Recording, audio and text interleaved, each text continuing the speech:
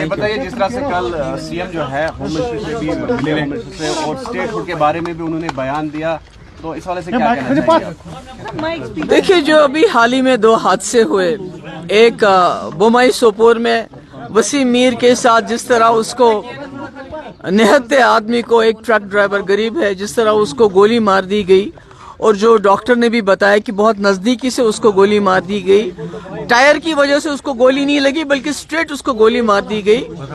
اور اس کے بعد کٹھوا بلاور میں جیسے مکھن دین کو پولیس ہماری رکھوالی کے لیے ہے, اس کو اتنا ٹارچر کیا کہ وہ خودکشی کرنے کے لیے مجبور ہو گیا.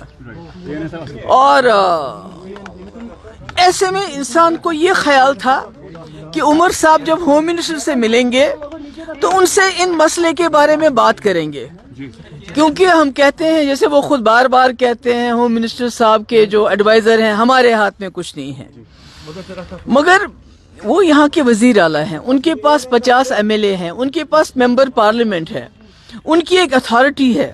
اگر PDP والے ہوم منسٹر سے پوچھنا چاہیں تو ہم نہیں پوچھ سکتے, پر کہ عمر صاحب کو چیف منسٹر اگر وہ گئے تو ان کو وہاں ہوم منسٹر صاحب سے بات کرنی چاہیے تھی کہ اگر جموں کشمیر میں آپ کہتے ہیں حالات بالکل ٹھیک ٹھاک ہیں, ملیٹنسی کے ساتھ آپ مقابلہ کر لیجئے, مگر جو عام لوگ ہیں, جو بے گناہ لوگ ہیں, ان کے ساتھ آرمی کی طرف سے کسی آرمی کے, میں نہیں کہتی ساری آرمی خراب ہے, مگر اگر کوئی غلطی کرتا ہے اس کی نشاندہی ہونی چاہیے, اس کو سزا ملنی چاہیے. اسی طرح جو بلاور کا SHO ہے, اس کے بارے میں عام طور سے یہ شکایت ہے کہ وہ وہاں لوگوں کو, نوجوانوں کو گرفتار کر کے ان سے پیسے وصول کرتا ہے, جو پیسہ نہیں دیتا ہے تو اس کو ملیٹنسی کے الزام میں بند کرتا ہے. آپ نے بھی وہ ویڈیو دیکھی ہوگی مکھن دین کی, وہ تو دل دہلانے والی چیز ہے. 25 سال کا جوان, چھوٹے چھوٹے 2 بچے, تو اس کو اتنا مجبور کیا گیا کہ قرآن پاک کو ہاتھ میں لے کے وہ خودکشی کرتا ہے. تو مجھے لگتا ہے کہ عمر صاحب کو یہ چیز دھیان میں رکھے.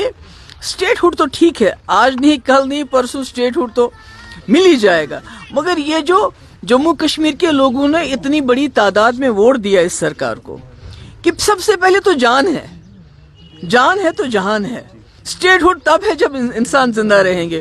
تو مجھے یہ افسوس ہے کہ انہوں نے یہ بات نہیں کی, کرنی چاہیے تھی. دوسری بات میں یہ کہنا چاہتی ہوں کہ ہم اپوزیشن ہے, PDP اپوزیشن ہے, ہم کوئی ملیٹنٹ جماعت نہیں ہے.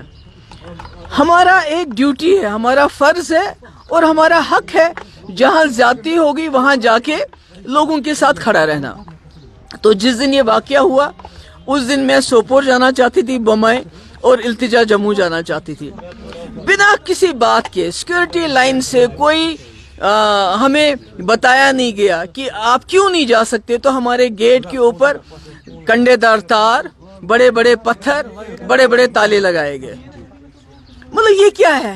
میں ایک چیف منسٹر رہ چکی ہوں, ہوم منسٹر کی بیٹی ہوں, التجا شی از اے لا ابائڈنگ سٹیزن, تو آپ بنا ہمیں بتائے, کوئی وجہ کے بنا کیا کہے, ہمارے دروازے کو لاک کر دیتے ہیں, تالا لگاتے ہیں. یہاں تک کہ جو اس کی گاڑی تھی, اس کے جو PSO ان کو روکا گیا, ان کو بولا کہ آپ وہاں نہیں جائیں گے. اگر آپ نے ان کے PSO کو خود روکا, گاڑی اس کو بھیجی نہیں, تو پھر آپ نے انہی PSO کو کیسے سسپینڈ کیا؟ ان کا قصور کیا ہے؟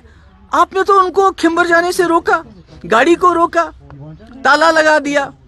تو دیکھیے جو SHO انوالو ہے اس کے خلاف کیا ایکشن ہے ہمیں کوئی معلوم نہیں ہے. جو آرمی والا انوالو ہے بومائی کلنگ میں, اس کے خلاف کیا ایکشن ہوا ہمیں کوئی معلوم نہیں ہے, اس کے بارے میں کوئی انفارمیشن نہیں ہے.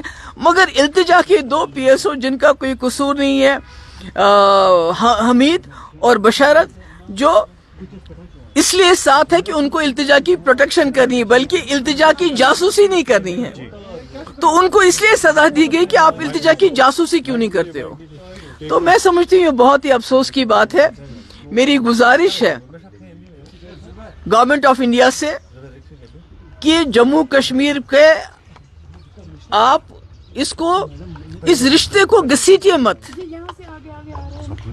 اس رشتے کو عزت سے اپنے ساتھ چلانے کی کوشش کیجیے. اور وہ تب تک نہیں چل سکتا جب تک جہاں جو ہیومن رائٹس وائلیشنز ہوتی ہیں, جب تک اس میں آپ جو رسپانسبل ہو ان کو اکاؤنٹیبل نہیں بنائیں گے. اس کے لیے آپ کو ایگزامپل بنانی چاہیے. بمبئی میں جو حادثہ ہوا اور جو کٹھوا میں حادثہ ہوا ان کو سخت سے سخت سزا دی جانی چاہیے. اور جو التجا کے جو پی ایس او ہے جن کو خواہ میں آپ نے سسپینڈ کیا ہے ان کا سسپینشن آرڈر ریووک کرنا چاہیے. اگر آپ کی آنکھ میں تھوڑا سا وہ کہتے ہیں نا کہ لحاظ ہے. خبر آ رہی ہے جی ڈاکٹر فاروق عبداللہ صاحب جو ہے وہ آگے بڑھ رہے ہیں اور گٹھ جوڑ کر رہے ہیں. کیا آپ کو لگتا ہے کہ یہ بات سچ ہے یا I have no comments to offer on that.